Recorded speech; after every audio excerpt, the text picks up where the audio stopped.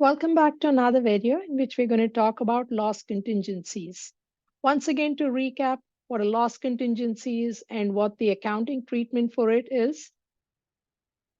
A loss contingency is basically when we think based on a past event, we're going to have a future outcome or loss, something uncertain's out there, but we think we're going to lose money out in the future.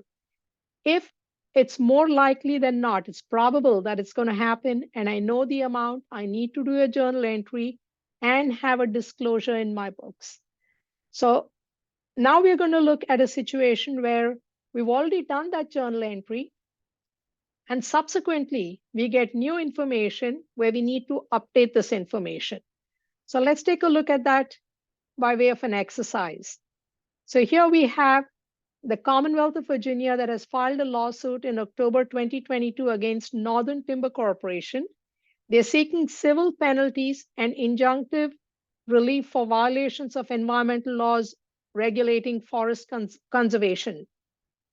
When the 2023 financial statements were issued in 2024, we had not reached a settlement with the state authorities, but our legal counsel had advised us that this settlement is probably going to be $1 million, okay, which means we'd have to pay $1 million in penalty. So we have been sued. They seek this amount in terms of penalties. So I need to be prepared for it. So I have already done this journal entry. So this is the 2023 financial statements when they were issued in 2024, early in 2024. We already had this journal entry in place. Loss from litigation debit, liability credit. So we are anticipating a liability because the problem with the environment, whatever we had done, had already happened in 2022 and 2023. We've already accounted for the loss. Now we are in 2024. Late in 2024, a settlement is reached. So now I know for sure it's no longer an estimate. I'll have to pay $600,000 to cover the cost of all the violations, not the $1 million that I thought. It's $600,000. So first question I'm being asked is, what journal entry do I need to do? So I had said there was a loss of $1 million. That loss has already gone into my income statement.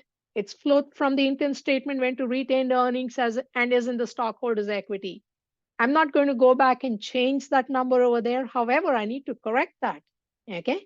So it's not for 1 million, it's 600. So that $400,000, now I'm going to call it a gain. So I have gained because my liability has decreased by 400,000. What I thought was $1 million in liability, I'm changing the estimate and I'm saying it's 400 less because I know for sure. So now I'm calling it a gain. So it's actually nothing to get excited about because I'm still paying 600,000, but I'm paying less than what I thought I was going to pay. Okay, so this is actually a good situation. And the second part they're asking us, what other steps do I need to take to report this change? Most certainly, I need a disclosure to explain the gain. Because usually when you see the word gain, we get excited thinking it's somehow positive news. Well, it is positive news as in it's less bad. It's still bad news. I'm paying 600, I'll have to pay 600, but it's not the $1 million. So a note disclosure definitely is required over here. And that's how I'll explain the change in estimate and explain why I have a gain in my income statement in this year.